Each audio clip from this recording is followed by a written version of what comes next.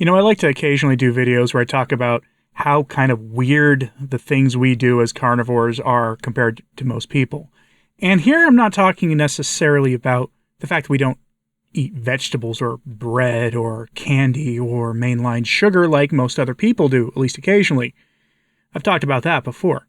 To be clear, that's a pretty weird life choice to make, you have to admit. Weird in the eyes of the rest of the world, but we all swear by it.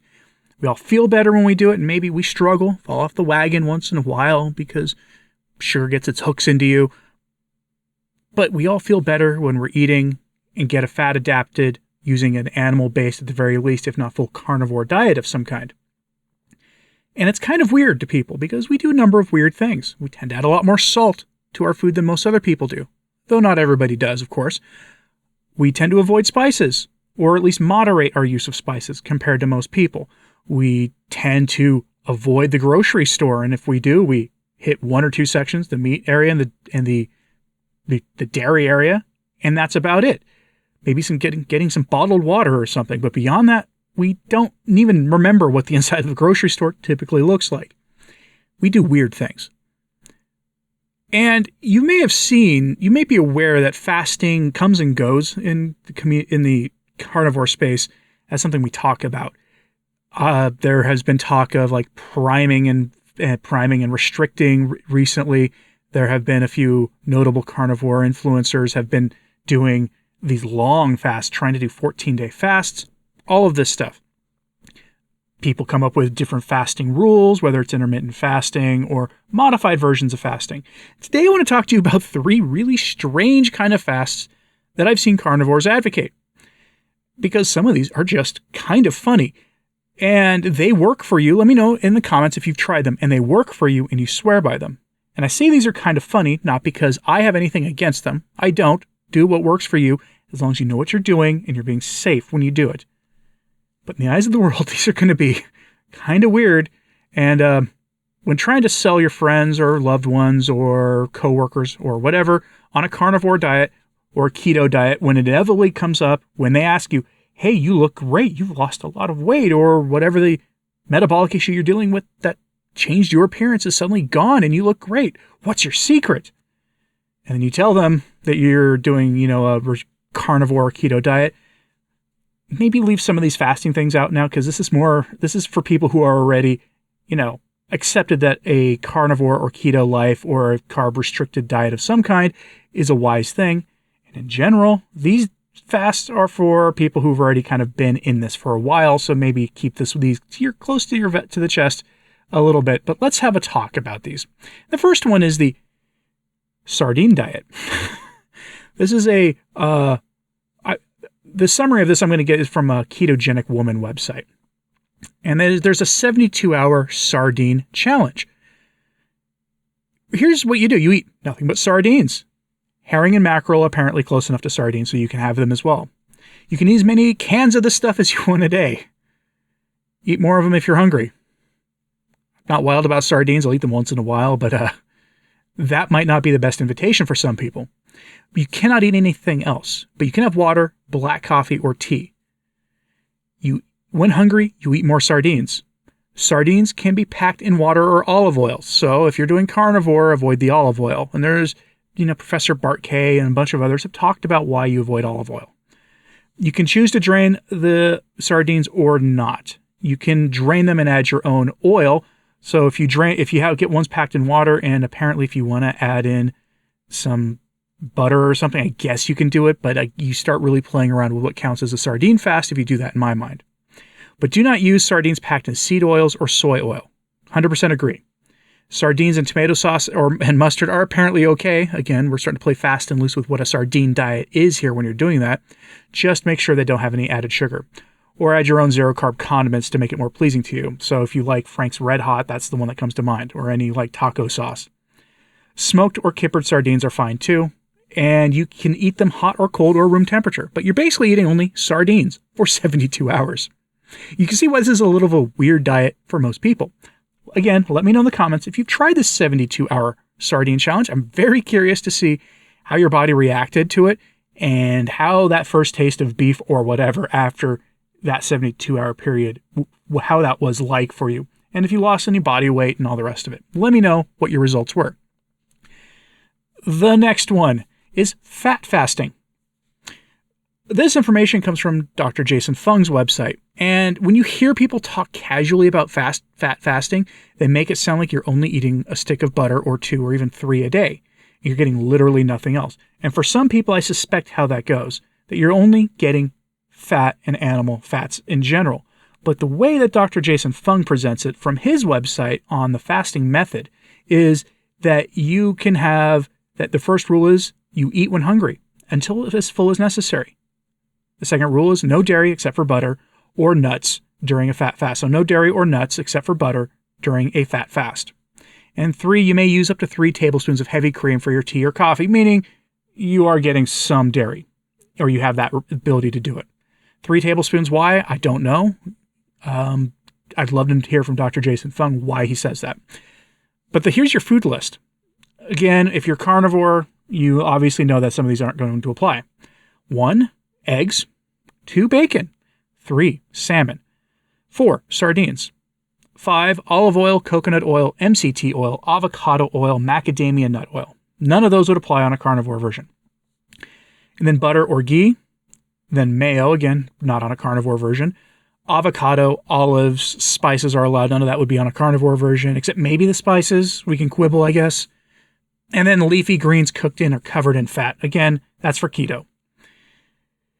You can also consume bone broth or tea or coffee. And you do this, how long do you do this? It doesn't exactly say, but I've heard of people doing fat fasts for long periods of time. But the idea is you're getting as little protein as possible. You're getting as much fat as possible. We're going like 90% of your calories from fat. And that's it. Now, fat's very satisfying. It really hits you in that satiety area. But this is hardcore mode at this point. I don't know if it works. I've never tried it, but imagine trying to explain this to your friend at work who asks what you did to be successful, and especially since maybe they're not seeing you eat lunch. Well, if you're telling them you're eating nothing but bacon, butter, eggs, and sardines, maybe that'll be a little weird. But this is a weird diet for most people. That's not saying it's a bad diet. Again, this is just in the eyes of like the nutritional normies out there who are maybe open to hearing about why low-carb diets are great, but may not be quite ready to jump in with both feet into some of the more advanced fasting. And the final one of these is the very opposite of the one I just read to you, and it's the protein-sparing modified fast. A lot of practitioners out there with this. This is the only weird one of these I've tried. I did it for 3 days, and that was a mistake. I wasn't ready for it when I tried it. At the end of it, I ended up eating way too much and probably ended up undoing everything, all the benefits I got. So be careful with these. These are not beginner fasting techniques in the slightest. But a protein-sparing modified fast is eating only 800 calories a day. I don't know why, but that's generally what a lot of the experts say. Maybe if you're really active, like a weightlifter, you can bump that up a little bit. But the diet doesn't provide all the nutrition you need, so a lot of people will say you should consume vitamins with that. Maybe, maybe not. I'm not a big believer in vitamins because a lot of vitamins are just junk anyway and don't give you nearly what they claim to give you. But there's 2 phases of this. One is the intensive phase. It can last up to 6 months. I can't even imagine. I felt awful after day 3, and I did it by the book. But you only get 20 grams of carbs a day, so it is by default a ketogenic diet. And if you are carnivore, you're going to be getting 0. You will be eating 1.5 grams per kilogram of desired body weight and protein. So if your target body weight is, like for me, 205 pounds, I would be getting 307, give or take, grams of protein a day. That's a lot. I aim for 200 to 210 grams of protein. I couldn't tell you how to do that really with the next step, which is have only less than 3 grams of fat per ounce. We're talking basically you're eating chicken breast tenderloins, pork tenderloin, and maybe pork loin, because pork loin can actually be fatty. Some pork chops. That's what you're eating. You're certainly not eating you're not eating a lot of beef. What cut of beef has only 3 grams of fat per ounce? I couldn't tell you what that cut of beef is. If you can find 99.9% lean ground beef somewhere, maybe. But you're not getting anything ruminant, which is why this one's hard for carnivores, because Ruminant animals are at the basis of our food pyramid. So 3 grams of fat per ounce is hard. Chicken breast tenders, chicken breasts, pork tenderloin.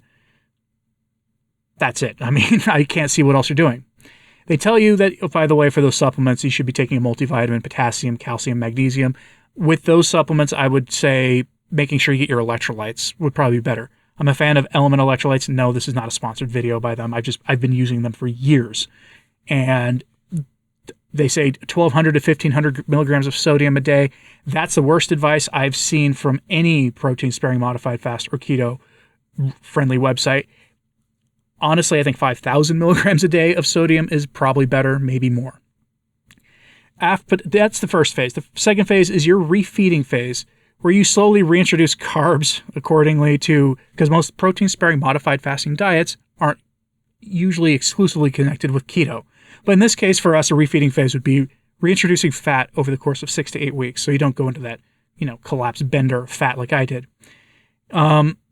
Basically, you're going to be reintroducing fat slowly and getting yourself back to baseline.